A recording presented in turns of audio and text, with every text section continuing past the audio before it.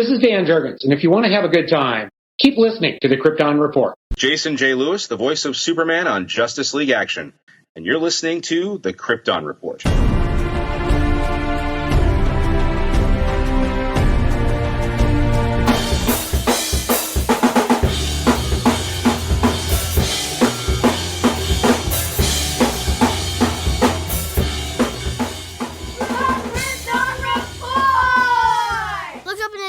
The birds, the planes. What up, everybody? Welcome to the Krypton Report podcast. I am your host, Tyler, the Superman of Blue, the Man of Tomorrow. And with me, as always, Mr. James Superman Red Cole, the Man of Steel himself. What's up, James? Hey, howdy. We're a little later recording this time just because James has been fighting the most evilest of pains, pains. Tooth pain. Yeah, so my gums are raw all the way on this side and on the inside of that side from being stuck with the needles and the numbing cream and stuff. Like, so a couple of days this week I wasn't up for recording. He was very it's still sore this morning, but I'm feeling better. So. Very agitated, and we don't want to make James agitated. We don't like James when he's angry. You wouldn't like me when I'm angry. So, we can't be doing that. But we got some... Nobody wants to podcast angry unless that's like your thing, going to your podcast and raw. Yeah. Oh, no. It's like a death metal podcast. It's just a lot of raw. Well, just a quick shout outs. Smashing in the background. Check out my personal YouTube page for the Requel podcast. Just go to youtube.com, Jonathan Tyler Patrick. James's monthly horror podcast, The Gore Report. New episodes coming soon for this month. James got a nice October. James has a very interesting theme that he's come up with for the first year of The Gore Report. Check it out. James and I do a monthly to bi-monthly to Supernatural report where we go back and we watch Supernatural kind of live watching commentary. We've had one or two a month for the last handful of months. I think we're doing all right. We've been doing good. We only missed I think a month, and that was because of a family situation. And so let's get into some news here, okay? First thing up here, we got some covers, some comics of some slight with the All-In Initiative. We got some slight adjustments to some characters' looks. We have a new look for Harley Quinn. It looks like someone just mixed Punchline and Harley Quinn together, is what it looks like. The Black Adam new look looks cool. Looks like it's inspired from the TV show and Black Adam himself. Green Arrow looks like Green Arrow. Power Girl. Black Lightning? Yeah, did I say Black Adam? Jesus, you did say Black Adam. And well, have you read Absolute Power? Have you read number 4? I have. Oh, me too. And we're going to catch up on comics here soon. I needed to finish it because number 4 just dropped this week, so I needed to finish it so I could jump on and start reading the All-In and Absolute books. I want to get a couple under my belt now, so that when the rest of them come out on the app, I can right on through. Catwoman looks like Catwoman, but looks a little ridiculous, but whatever. The Question looks like she's Western. In the space. Flash, yeah. The it's Flash, like Firefly. The Flash looks awesome. Interesting. It looks like it's a nose guard, and then Superwoman we'll talk about in the near future. And then Power Girl, they look like I liked what they were doing. Now they're reverting back to previous Power Girl. I did too. I don't know what that is all about. Although I do like the fact that she's kind of hanging out with Natalie or Natasha. Yeah. I forget which one it is. I think it's Natasha in the comic. I think Nat in the comic, and Omen, who she's been with since Lazarus. Yeah. So, they try to make Power Girl not this super just used for sex symbol, and then they're reverting her costume back and back. So And then we're getting, check this out, we're getting Absolute Flash. And No, there's that the looks first kind cover for Absolute Flash. So I'm like, okay. So it looks like they're going to be expanding this Absolute universe. I thought I had it, but they're doing an Absolute Martian Manhunter, and it looked like Play-Doh. It was weird. of Play-Doh. Yeah. I haven't seen it. I haven't seen the Flash one. So I thought I had the Martian Manhunter. So we had New York Comic Con last weekend, and some stuff was announced. Like, so we're gonna get into some of that high points, but check out this. We're gonna get the McFarlane Batman and Robin Batmobile. oh, that is sick. I had that toy when I was a kid. I had that Batmobile, So did I. I and loved it. like I want all the Batmobiles, and that's just a lot of money because those are expensive. I know. I just want like them to. I want to find stuff in stores. Oh, that's I don't awesome. want to. Yeah, this Superman figures a must. These are for Yeah, I mean, I was looking at all of them. The Tempest look for Aqualad, the Wildcat, Orion. Orion looks sick, and I'm yeah, I just. love that Superman. Then I definitely want to get here. There's your Lobo there, and I want to get Superman the black suit, the regenerative suit.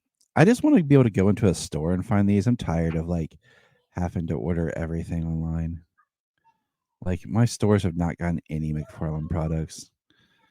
And then we The have ones that my spring. stores have are all the same ones that I see every time I look. Yeah. There's Green Lantern Guy Gardner, Power Girl, Captain Cold. The Power Girl's pretty cool though. Comes with the cat. Speaking of McFarlane toys, check this out. This has been a request for Solomon. He about lost his stuff. The Mhm. Monsterverse is getting a sequel comic, and McFarlane's putting out toys. And here's the first image of a 2-part toy of King Kong and Batman. That's So awesome. that Did you so get that's him on the hardcover Justice League? not the hardcover. Yeah, I bought him all the Mm. individual issues, but I didn't Oh, get the okay. hardcover. And then the story, so the sequel story is going to see Mothra, Rodan, Ghidorah, and then we're going to see Killer Croc become a Go kaiju. Kaiju. Yeah, that looks sick. Oh my And god, that's a pretty Solomon! cool. I saw the Suicide Squad there. I was like, oh man, that's kind of cool. That's interesting. Solomon lost his mind. It was amazing. He was so Oh yeah, excited. with He Killer li- Croc. He loves he Killer literally Croc. like grabbed me like ah. Right. um, Another announcement, and this is one of those like I'm excited for, but at the same time I'm like, huh, is Hush 2. The Hush 2 Prelude is coming in Justice League Unlimited #1 in stores November 27th. And my first thought is this going to be like in the Batman title itself or detective title itself? Um, Jeff Loeb, Jim Lee, Scott Williams. So you have the team, but like, what is Hush 2? That's my question for you, James. Because if you think about it, Hush's big thing was, there you go. There's the Play-Doh Absolute Martian Manhunter. Mm-hmm. Hush is a mystery that I feel like it's a Riddler story that no one realizes is a Riddler story. Spoilers for like a 20-year-old book. And Well, the Hush that's why they made the change they did in the movie, yeah. in the movie to make it And, even more. and I remember reading Heart of Hush and stuff, but I don't remember what happens in it. So I don't know where they are gonna go from here. I honestly don't. That's Hush is an interesting book. It's got some pretty cool. I mean, it's got fantastic art. So that's gonna be one thing to look forward to. But where the story goes, is it gonna be told from a time like like back when that book was written. It's a different time from when part 1 was written. And especially in continuity and stuff, it's very different. So, like, what are we going to see in this? And then we are approaching the 400th episode of this show, Teen Titans Go, which is supposed to have their 400th episode as a stop motion special. Oh, I might have to check that out. This show I used to hate, but now I just find its charm because I like watching it with the kids, and it's just having kids has made me appreciate this show so much more. Teen Titans. Gah. And then we have this little Supergirl Woman of Tomorrow starts filming in January in the UK. So that's a cool little update. We're going to review that book in 2026. I've read it. But 2026, spoilers alert, just a look forward at the podcast is because of the Supergirl movie, I think we're going to do a kind of a reevaluated deep dive into Supergirl in 2026. It's going to be, since we are just Krypton Report and we talk about all things Kryptonian and everything, we're going to do some more Supergirl reading and exploration Yeah, of that character. Yeah. So that's our plan for that. I mean, like I said, I've read that book. It's interesting, and I think it's interesting if this is the story they're gonna use. But we'll talk about it in the future. Last little bit was I watched the panel, James Gunn, New York Comic Con. James says there are references to things that happened in the past, and those references then become canon in the DCU because we mentioned them. That's literally his quote. That's convoluted. Yeah. Okay. I said to you, he stated that Peacemaker, the first half of Peacemaker season 1 is canon. He said to the new DCU, and the second half or whatever isn't, or the first couple of episodes is canon. And he said, well, it'll be explained in Peacemaker season 2. And I'm kind of curious how that's going to happen. Like, what kind of visual cue will we get? Like what I think would be neat if like you were like watching, say, Peacemaker walk or something, and then you have like the red like across the sky. And it almost seems like an instant like a red. Yep, and then it just and then we're like, and then like we still have Peacemaker kind of in the same, but then stuff around him and everything's changed, and like you turn the camera and the people behind you, maybe it's a little altered or changed, and that's kind of our visual cue that we're now like in a new universe, like a post-crisis thing, because like I still subscribe to my crisis, post-crisis thing, and that the new DC universe is set on another Earth from post-crisis. But I threw this to you. Is there anything in the Suicide Squad movie that ties it to the previous DC continuity? I mean, the only thing we've got is reoccurring characters, but they don't really mention anything from previously, except for that they really know each other. Who do we have? Okay, let's think. So we about have this. In the Suicide Squad, all you have is Harley, Flag, and Boomerang. Boomerang dies. Yep. Him and Harley mention that they know each other, but in the Suicide Squad, that could be anything. That could be any time. So, it doesn't necessarily have to be Suicide Squad, 2016. And then Flag, he's there, but there's no mention of Enchantress, the stuff that he did and was with her. I mean, he only knows Harley, same thing. Suicide Squad, he would just know Harley from being out on missions. Viola Davis is Amanda Waller, but she doesn't reference anything from Suicide Squad before. And everybody else that's continuing, like Harcourt, Economos, are in Peacemaker and are in the new DC universe. Joel Harcourt was in Black Adam, but that's it. Yeah. And so was, Economos and her were in Shazam too. But I'm just saying, like, we're pulling Waller and we're pulling more lore because, you know, Peacemaker deals with the aftermath of killing Rick Flag Jr. Yeah. Okay, that's one of those like Yeah. kind of We got soft Grillo. retcons, you know, Yeah. Yeah. like he was Rick Flag Jr. Yep. But it works because, you know, a lot of times juniors don't always go by just junior unless their parent is around or whatever.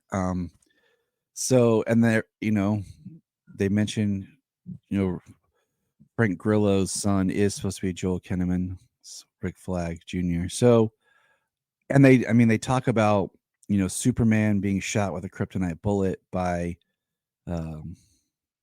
Bloodsport, Yeah. which I'm just telling you, my thing is I feel like he's going to basically backdoor the Suicide Squad into the new DC universe. It's going to be one of those. I mean, like, at least the canon idea, because you know we've got Weasel here going forward, and the idea that in the trailer they're like he knows how to survive. He's a survivor. Like everyone thought he was dead, and no, he woke up on the beach and took off. So, but yeah, I mean, there's a lot of touches and things like that, and like I said, like we said, there's nothing really that connects the Suicide Squad to anything before it. I mean, Peacemaker, if you did Um, not have that scene at the end of Peacemaker with Aquaman and Flash showing up with the yeah, shadowed Wonder Woman and Superman, the whole first season of Peacemaker could be DC Universe, you know, but it's yeah, confusing, but whatever. We'll go with it. Because we have Creature Commandos, and one thing they kind of talked about and touched on a little bit is, you know, part of this whole DC thing was people in Creature Commandos are supposed to play the animated version as well as the live action, with Viola Davis and Frank Grillo being the two that we're going to see. But Frank Grillo, he talked about the panel, was unable to like style his hair and everything after the way Rick Flag Senior looks in Creature Commandos. yeah, because he was shooting what, I don't know, Yellowstone or something. Yeah, yeah. And so his hair is longer and brown. He couldn't get it cut shorter and styled and white Mm-hmm. as the character on the cartoon on Creature Commandos. So, what did you think of Conflicts the of Creature Commandos? The Creature Commandos trailer. What do you think of it? So I actually enjoyed it. I mean, it's a mature show. I mean, we kind of expected as much. And I've got no beef with that, of course, you know. I'm fine with that stuff. It's interesting because, you know, a lot of people have said that it looks just like Suicide Squad but with monsters, and I'm like, you know what? But if you look at the thing that they talk about in the trailer, like we can no longer use people or humans Yeah. for our missions, and then we have how Amanda Waller kind of got outed at the end of Peacemaker. So they're switching now to using these creature characters. It makes sense of what they're doing and where they're going. And I'm curious because Rick Flag is working for Waller. How long is it till he learns that Waller was the one that actually made the call to have Rick Flag, his son, killed? Like, it was, you know, that was why Peacemaker was there, was so. I'm just saying. That'll be interesting if you know she does, because I wonder, he's in so many projects coming moving forward. You know, he's in Creature Commandos, he's in Peacemaker 2, he's in Superman. What's his character arc going to be in 3 different projects here? Is he going to find out that Amanda Waller ordered it? Was it what's the deal? Obviously, excuse me, he's going at Peacemaker. He's going after Peacemaker. or not going after. He's at least in Peacemaker 2. Probably gonna know or learn that Peacemaker is the one who killed his son. Mhm. I mean, I'm sure he would understand that it's orders, so it came from somewhere probably. But yeah, what's his character arc in 3 projects? Frank Grillo's going to be in at least these. You know, the Waller show was announced. I mean, he could be in that. That could be 4 projects. So, I mean, you know, his characters here. What are we gonna bring over? What's gonna continue forward, and where's he gonna go? My thought is, I think Peacemaker season 2 will probably come out after Superman, so maybe late July, early August. It's Yeah. kind of like we don't have a date, but that's kind of my thought.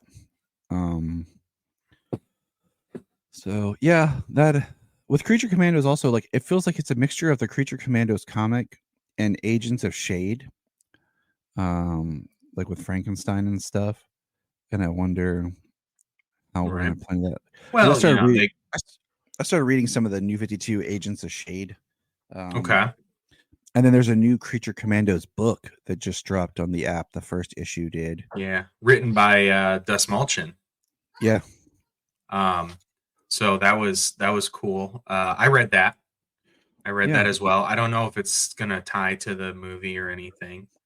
I don't either, but it's just I feel like it's one of those where they're like wanting to bring it, similar. But he also, last James Gunn quote was that people are going to lose their effing minds over David Cornsweet as Superman. So, and then a trailer is coming soon, but not that soon. So great. Say we are 9 months ish away from the release of Superman. It's too early, and we know when it's going to be too late. I mean, anywhere between 6 and 3 months out, they're going to be doing the marketing. So I say just give us the tease, like give us a teaser, a real teaser. Okay. Much like, do you remember the original Dark Knight teaser when it was just like audio and that symbol? Yeah. Well, And like the then BVS teaser was just the Superman in the sky with the red eyes and the dark sky and stuff. Well, that was the Comic-Con teaser. The original teaser trailer showed us just flashes, images, and that was about a year. That was a year out. Yeah, that was too long. That marketing was way crazy. Yeah, let's not talk about that. It was stupid stuff. But let's think about the Man of Steel teaser. The beginning of the end, man. The Man of Steel teaser was how it just like was random shots, you thought, with a voiceover, and then you just see him flying through the clouds. Yeah. So those are like real teasers. These days, the teasers they release are like solid 2 minutes. I know they're trailers, and they call them teasers. What they are is, well, they are teasers because they don't give you any sense of like the story. All they do is show you a lot of clips of the movie without any kind of real story or character or sequential thing. Just showing you stuff before they release the real trailer that gives you a little bit of the story and the characters you're gonna see. I would just like but those were real teasers, like, yeah. I would like a Superman teaser in the vein of like the Man of Steel thing. Right. I couldn't tell you how many times I watched that Man of Steel teaser. It's literally just a voiceover and Superman shooting off into the sky through the clouds, sonic boom and stuff. I was like, that looks freaking amazing. And I was right. It was amazing. Go back and watch the original. I did a fun experiment where I took the original teaser from Man of Steel, and I took the original teaser from Superman Returns, and I flipped the audio, and it still works. Like, you still get the same impact. Perfect.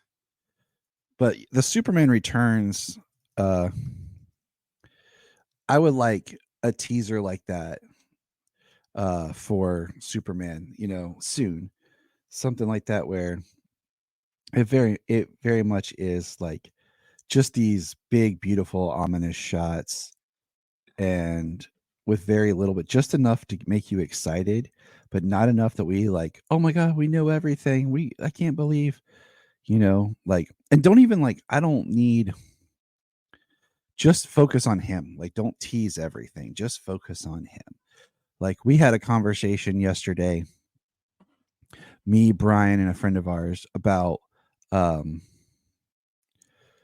like the Deadpool and Wolverine marketing, how they just decided like towards the right before the movie release start showing all the other stuff.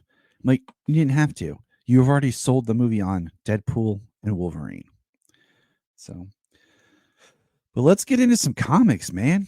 We got comics. This week's is Superman and Wonder Woman, Volume 2. Now, Volume 2 crosses over with Doomed for most of this book, so it's a very short book. I read 2 and 3. Well, the end of 2 and 3. Oh, you read 3 too? Dang it! I thought about reading 3, but I didn't. I was flipping through 2 and I was like, well, hell, we covered all of this. So I know.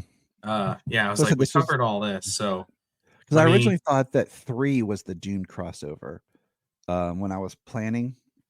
Yeah. But I didn't realize that it was 2.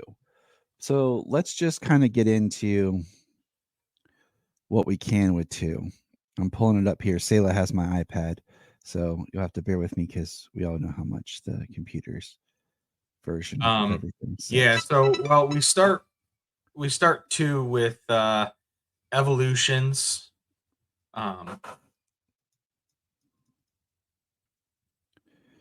So we get past all the Doom stuff. Hold on.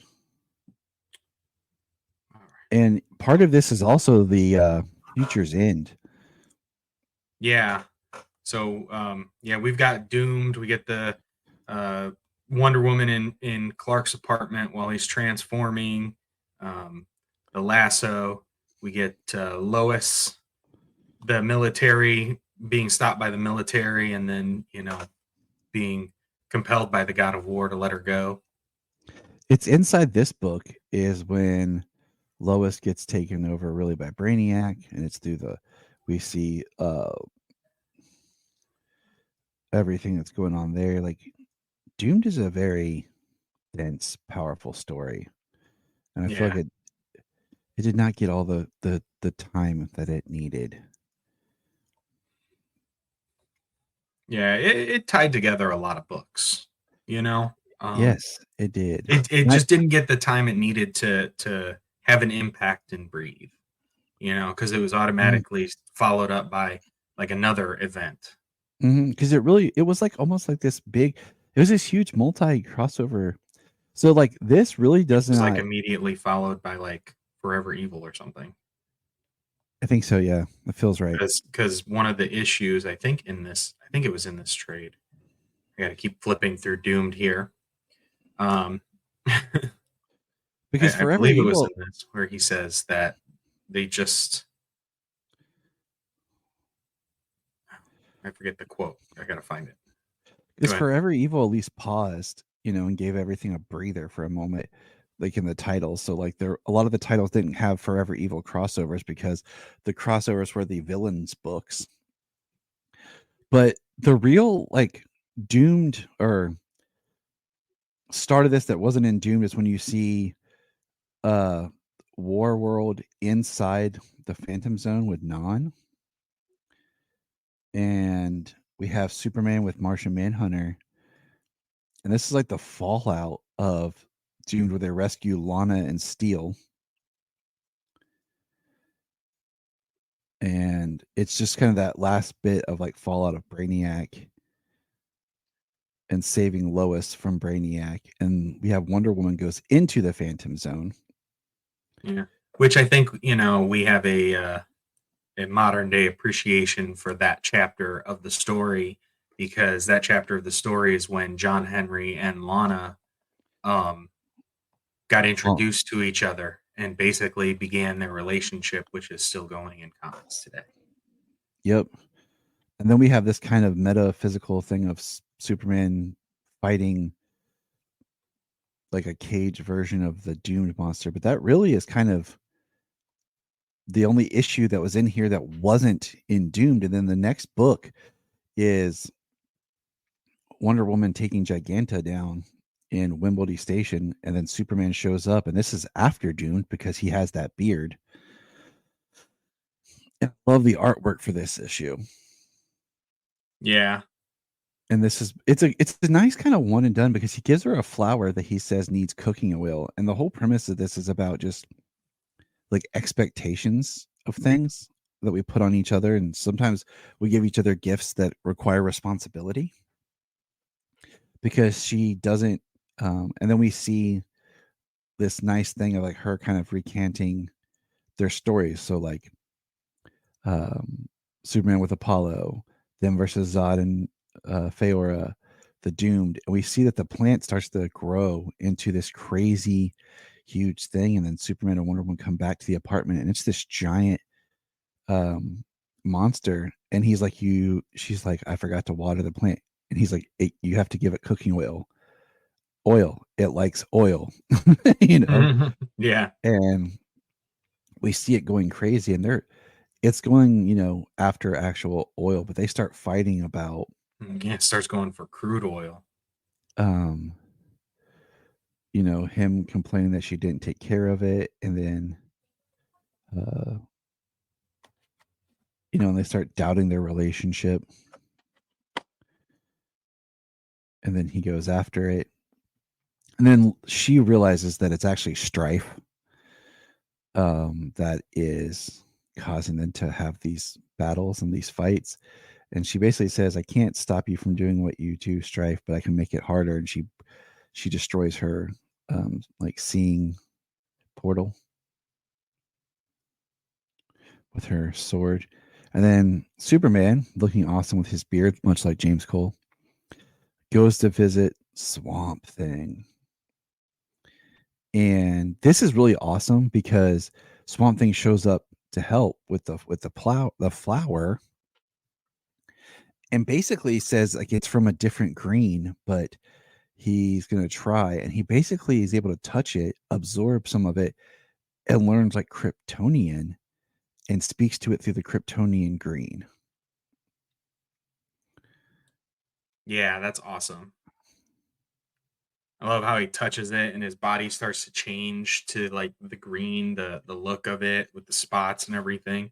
And he starts speaking to it in Kryptonian. So and then it ends with like Superman and Wonder Woman making up, and the last line is, Diana, whatever happens, we're ready together. And like I said, it was a great like kind of one and done thing. And then next is the future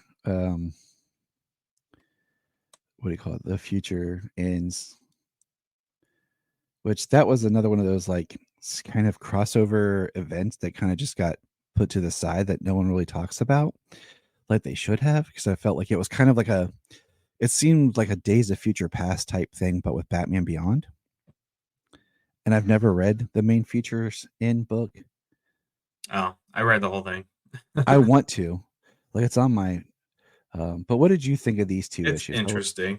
These two issues is kind of cool. I mean, I like the premise of it. I with it being so long since I've read Future's End, 20, 2018, Mm-hmm. 2019 when the app dropped.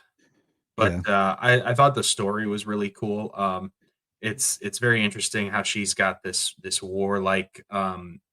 We find out it's a war fantasy. Her and undead soldiers fighting Nemesis, the embodiment of antagonizing and antagonist. The embodiment of strife among each other. But turns out she's in Tartarus. She's in Tartarus, the underworld beyond Doom's door, which is the door to Tartarus that the Amazons protect on Themyscira. And Superman has entered Tartarus to get her out, which she says that he he took a big risk because only somebody with divine blood like her can get out. So if he could never find her or couldn't get her out, they were trapped there, or he would be trapped there. But as Nemesis is, and we find Themyscira is the only place on Earth that Nemesis hasn't taken over at this point, and Wonder Woman enters and comes out with like the powers of peace. She goes from being like the god of war to the goddess of peace. And the last thing is I love peace, and she's all white. Yeah, that white suit looks awesome. The white and gold, I think it looks really cool. And that's the end of the book. And like I said, like it was mostly the Doom stuff, and I had thought originally that Doom was next week, but this entire trade is crossover stuff. It's all Doomed and it's all Future's End. And then it's only chapters. It's not a complete story for either one. And then that like one shot that we did with the flower, which is like after Doomed. Well, which was something that actually he gave her in the last trade. It is something that came back from early on when he told her that it takes cooking oil. Yeah. And then all of this has happened, and then it just comes back around. But now, what you've all been waiting for. I need to get that clip, but Superman and Lois. Next, season 4, episode 4, A Perfectly Good Wedding. The Kents struggle to adjust to their new normal. Hold on, let me find my notes here. I have all kinds of notes because that's what I do.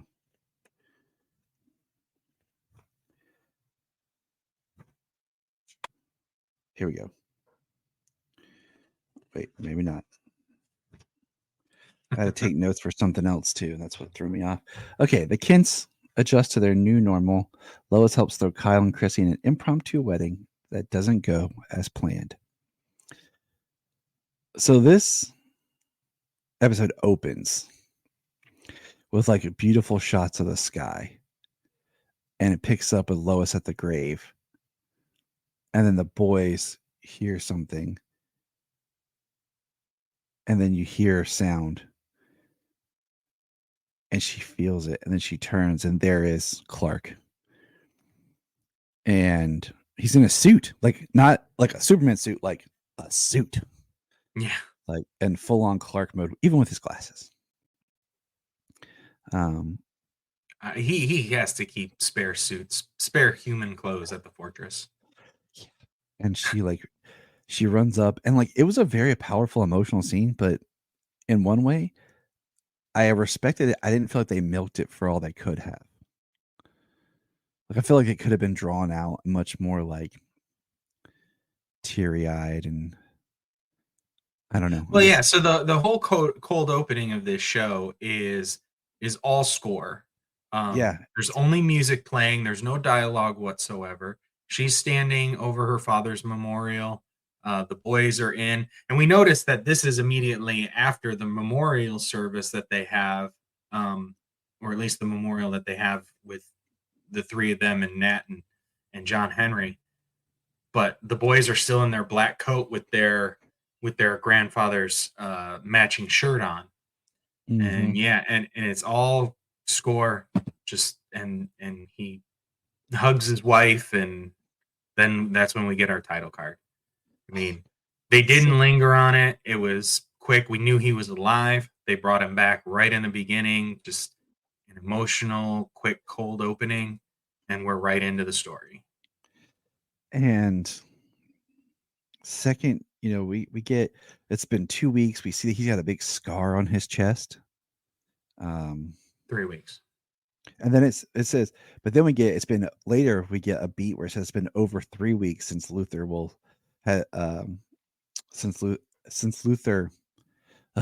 it's been over 3 weeks now, and Luther will send that thing if he finds out you're still alive. And that's when Lois is like, take the boys training. And Jordan says, I'm not going.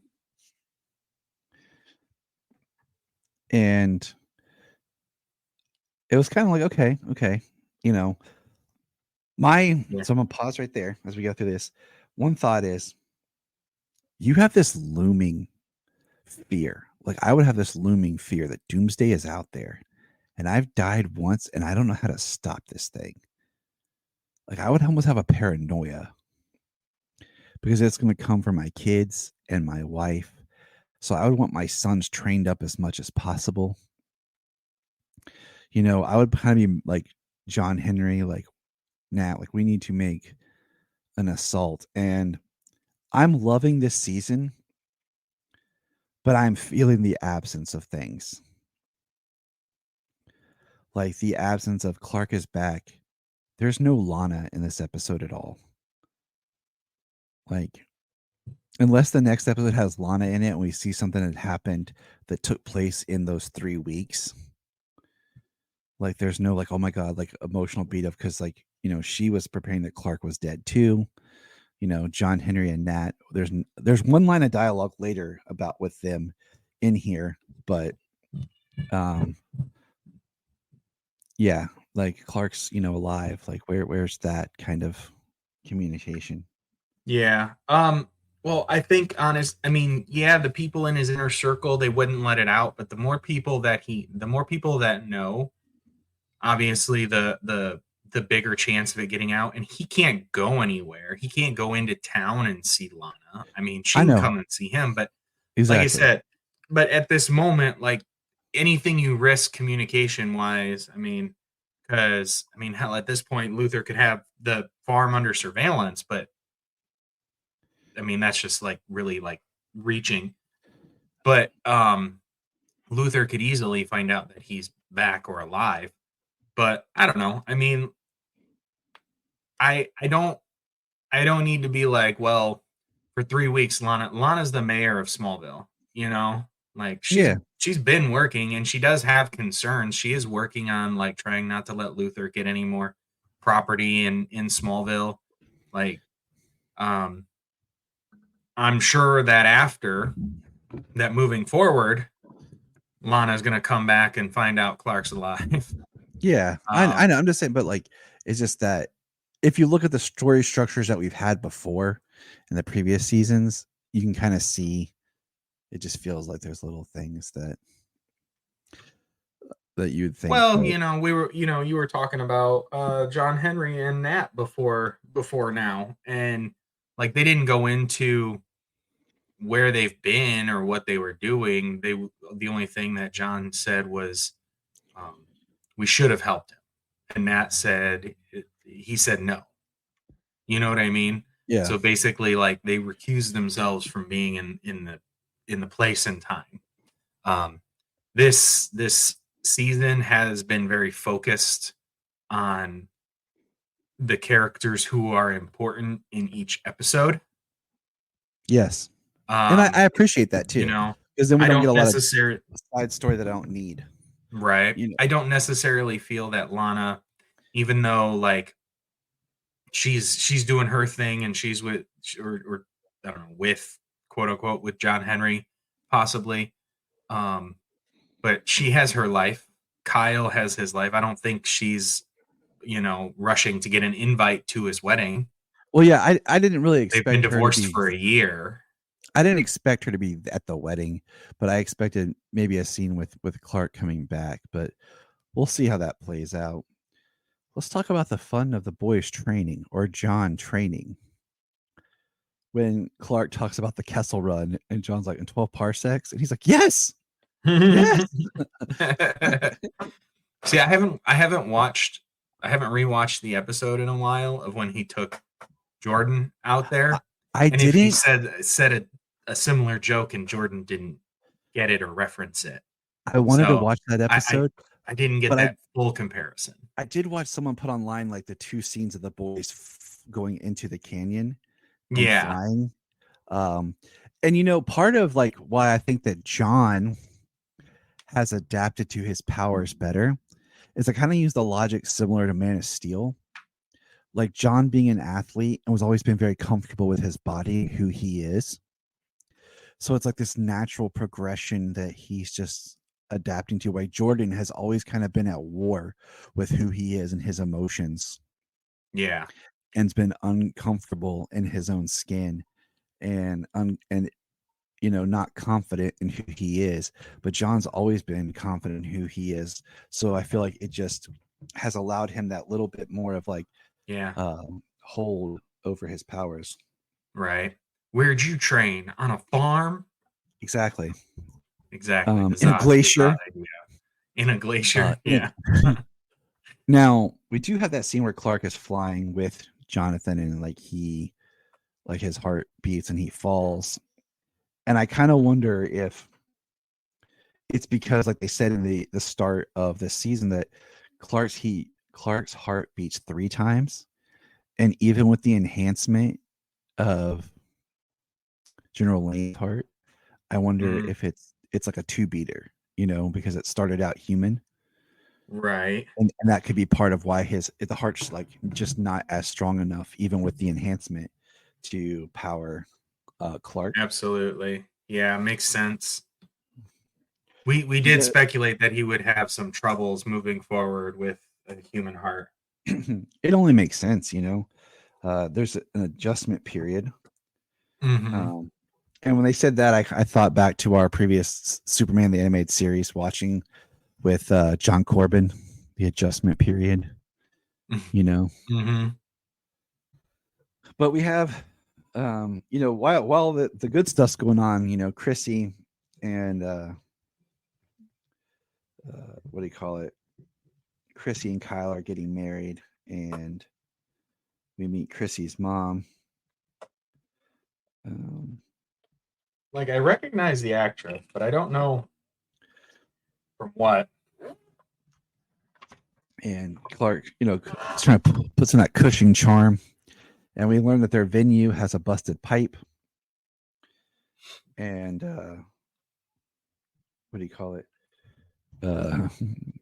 There's Solomon, the Jimmy Olsen, yeah. And they offer to have the wedding at the barn.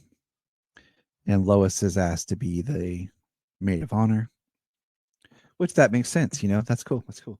And then Clark. Hold on, we're getting there. Yeah, go ahead. Go.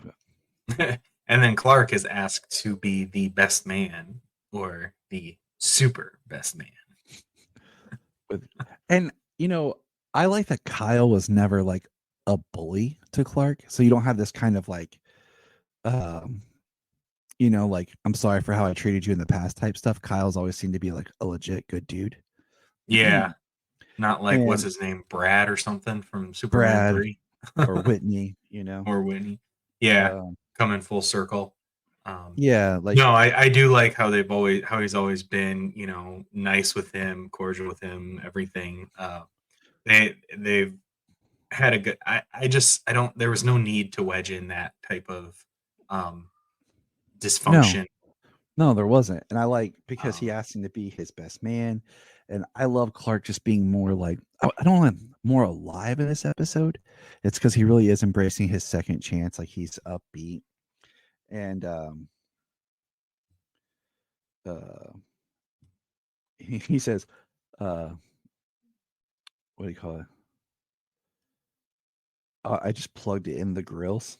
And Kyle's like, plugged in the grills? Mm-hmm. What?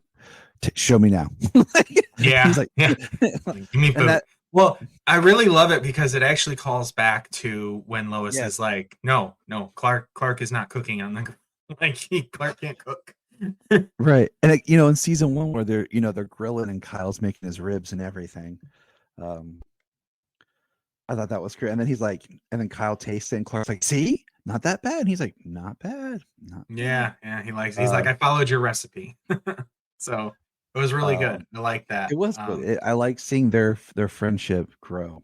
Yeah, there are things, like you said, Clark embracing in this episode. Like, there's been so many scenes in this series of him and Lois sitting on the porch drinking wine, and Clark's never affected. But in this episode, he is, because he says something. He's like, he utters like, that sucks. And Lois is like, did you just say that sucks or whatever? And he's like, think I'm feeling the line. Like, well, that's Yeah. never happened before. And it's the little things to show that he's a little different. Mm-hmm. And so we have the build up for the wedding, and we've seen that Jordan keeps listening to the voice message thing over and over. And one of my favorite was when they're in the barn talking to Sarah and the boys. Oh no, wait, that's two different scenes. Never mind. Hold on. Oh, it's the great Selah. The great Selah. Look. Yay. Supergirl Selah. No. Ah. Can't beat that. Mm-hmm. They hear Gretchen talking, and Jordan basically tells Jonathan to go get mom, and Lois was talking to Chrissy, and then they go and Well, they're trying to get somebody to flip on Luther because Luther doesn't leave loose ends, and they should know that, and the only way to be protected. exactly.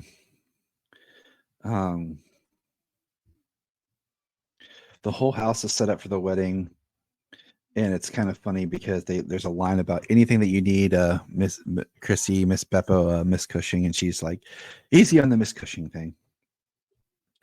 And there's a lot of conflict between Chrissy's mom and Kyle because she asks like, how long you been divorced?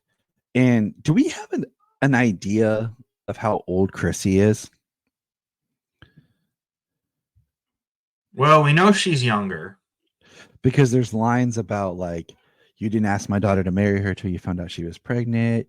And Chrissy says that her and Sarah had gotten close.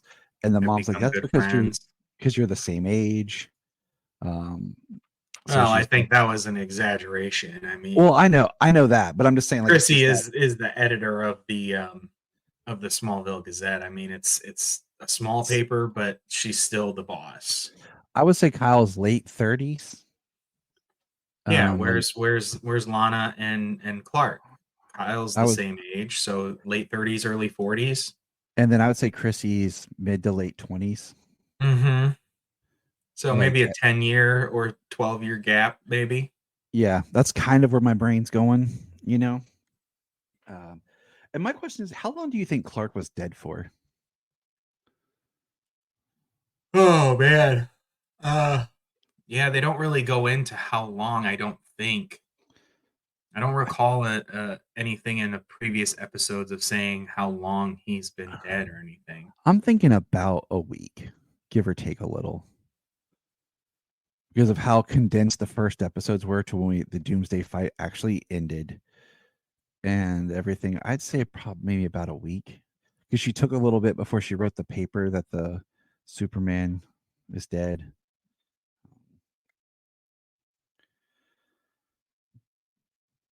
But let's see.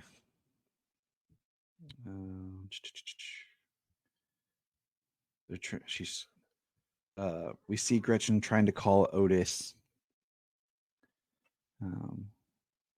I said Lois and Jordan Lois and Jordan have their great scene. Like, this was a really great scene where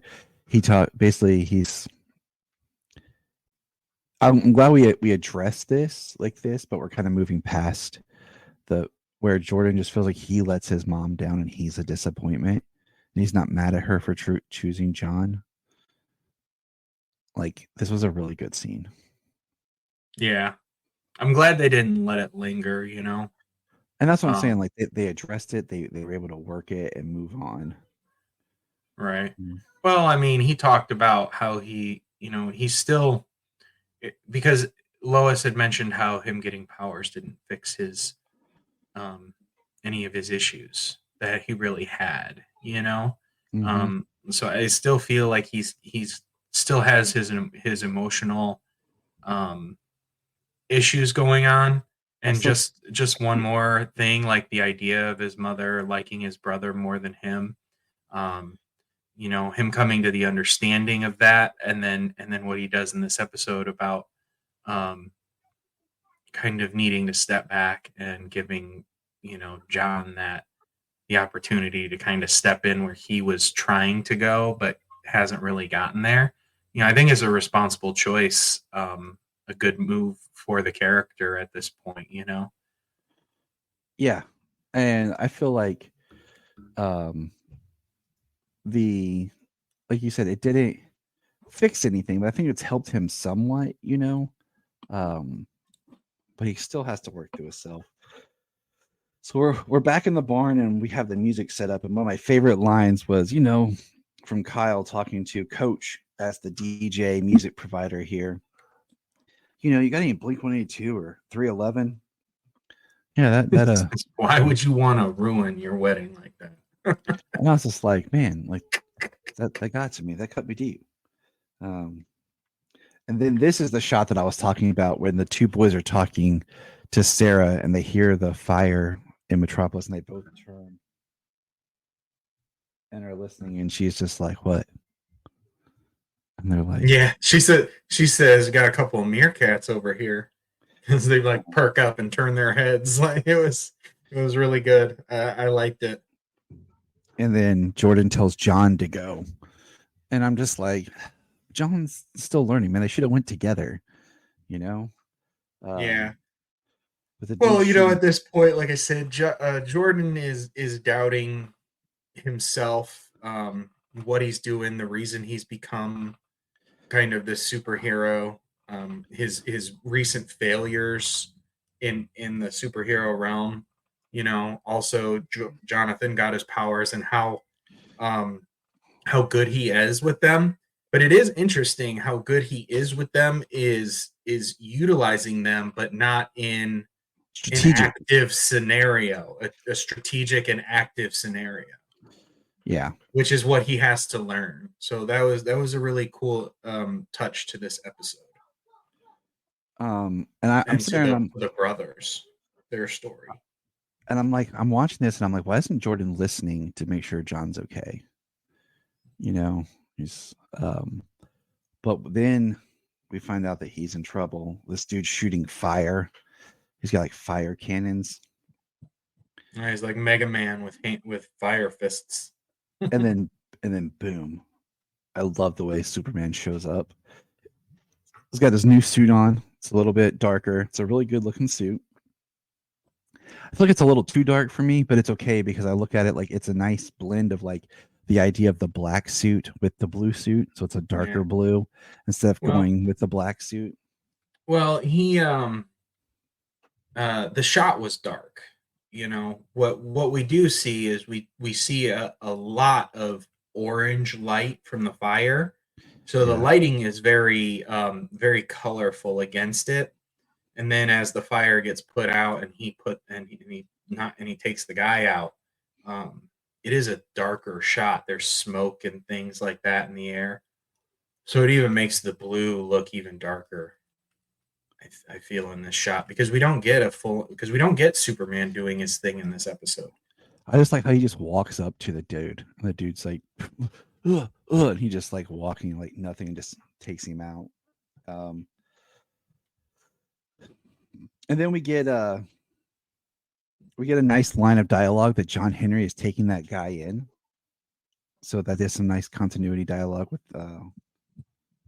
taking him into the DOD so he's not able to talk and say that Superman is back. Jordan gives John the jacket and goggles and everything that he had, which I'm just like, okay, but I think they both deserve their own suits. Like that's something I want to see. They both get their own suits. Well, wait, there's still potential. This is episode 4 of 10. I know. And then basically we have a scene where Chrissy's basically not ready to get married and everybody's there and Kyle's just like, well, we're not getting married, but let's get our party on. And there's a line that Sarah said that was hilarious about every time there's a family event in the barn, it's like tragic. Yeah. Is the barn cursed? Which was funny. And then miraculously, there's Sophie. There's Sophie, the other Cushing daughter that we never see. And then he's got to have both of his daughters at the wedding, even though he only sees her on rare occasions. And then the episodes end where the boys are in town with Sarah, and it's Lois and Clark at home together. And then we see a nice panning shot of Lois's phone going off, and it's saying all these outlets are reporting Superman's back, Superman's alive. Mm-hmm. And that's how it ends. So it was a really great episode. I loved how it all ended on pretty much a high note. It was a small stinger, but how emotional this season has been. I liked how it ended on a high note. It was a great party. They had a good time. They're alone together. They're having a nice moment, and then you get that stinger. Superman's alive. Really good. And then I loved how many differences there was for Superman in this episode. Like the differences of how he can feel. He feels the alcohol from the wine. He also mentions, like, for the party that he stopped counting how many glasses of wine he had. So I think Clark got drunk and had a good time at the wedding or at the party. And then when they were flying and his heart skips the beats and he crashes, John says he was going Mach 5. He's like, it was barely Mach 2. And he's like, and I barely felt it. And Lois is like, the fact that you felt it at all means, there's something wrong. So, lots of little bits here that Clark is different in this episode. But I do like how his invulnerability just to that fire, like that didn't take anything. He just walked right into it. Our classic dad, where we don't want to admit that we are having problems, that we're not as strong as we used to be. So, yeah, like, we're good. We don't want to admit that we have problems. But that's the episode. Love it. Can't wait for the next one. It was a great episode. Top the tier, irony, like 4 10s in a row, man. I know. The irony is, Tuesday, I have to go to the dentist and have some dental work done. And because they moved my appointment to later in the day, I have to take the day off work because it's right there in the middle. So I'm like, well, the good side is I'll wake up and get to watch Superman and Lois with Jania before I have to go to the dentist. So, yeah. Well, I'm stuck with this sucker for up to almost 2 more weeks. I went in yesterday, like I said, like 2 days in a row, and I got it numbed up and everything again, but that one tooth just won't go numb. So they were doing their thing on it again yesterday or Thursday, and so I scheduled it to be put under to get it removed, which is 2 weeks out. I haven't taken anything since I woke up in bed at like 6:30 this morning, so I'm starting to feel it. It's getting in there. Hopefully your visit goes right and goes quick. And I've been in the dentist chair 3 times this week, and all I've gotten is sore tooth and gums from it. I haven't gotten any work that's actually fixed anything yet. Pain. Yeah. Poor James. But it's been flaring up the last 15 minutes. So I've just been sitting here like, If only we were Kryptonian. So remember. Look up in the sky! Thank you for joining us today on the Krypton Report. We ask you check out our social media. We have a YouTube where we do YouTube specials. You can check out our $1 Patreon, like we talked about, where we do specials. Check the QR code here. And don't forget to like and subscribe. Follow us on X and all other social media. Tyler here. Hope you're enjoying the podcast today. I just want to talk about another project I've really been working on. It's the Requel. It used to be just part of our Patreon, and we still do Patreon exclusives, but I've really pumped it up, and I've started inviting friends to join me as we pitch movie ideas. I ask everyone if they can go and check it out. It's under Jonathan Tyler Patrick on my YouTube. And go like it, subscribe, and if you want to come on and pitch an idea, come on. Just check it out. It's a fun time. I am Brian Peters, the creator and host of Gravely Amusing. For the past 30 years, I've studied the history of gods and monsters in pop culture and our world. As a student of theology and history, I've tried to understand evil and its impact on us. As a writer, I've tried to share this knowledge. As a comedian, I've tried to make people laugh as I do it. But as a man-child, I'm still that scared 7-year-old boy. Join me as I share the history of horror and sci-fi, discuss classic and modern pop culture, and share a creepy story or two. This podcast may scare you, it may horrify you, or it may leave you gravely amused. Listen to Gravely Amusing on Apple Podcasts, Spotify, iHeartRadio, and wherever podcasts are found. Follow us on Twitter at gravely_amusing or on TikTok at gravely amusing. We have a $1 Patreon. Yes, I know everyone asks for money, but our $1 Patreon each month gets you commentary tracks for releasing movies, DC movies. It gets you my requel series where I pitch ideas about movie sequels, prequels, or whatever. It also gets special bonus episodes. So check that out for $1 a month. That's all we ask. Keep it cheap, keep it simple, and help us keep going. Check out the link in the show notes or Patreon Krypton Report.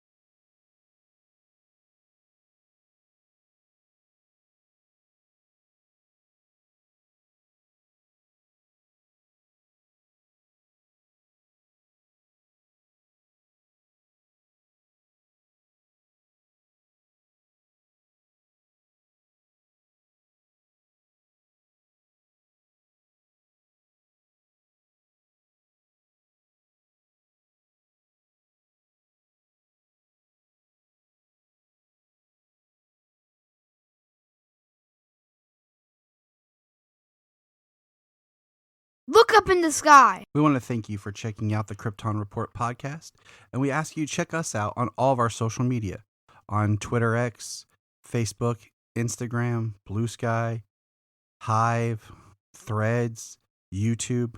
We're everywhere. And if you want to be a guest on the podcast, just send us a message and let us know. If you are like Tyler and James and can't get enough Super Talk, check out these other podcasts. Digging for Kryptonite, Supergirl Radio, The Last Sons of Krypton, The Superboy Legacy Podcast, All-Star Superfans, Superman the Animated Podcast, The Aspiring Kryptonians, Always Hold On to Smallville, The Geek of Steel, and Truth, Justice, and Hope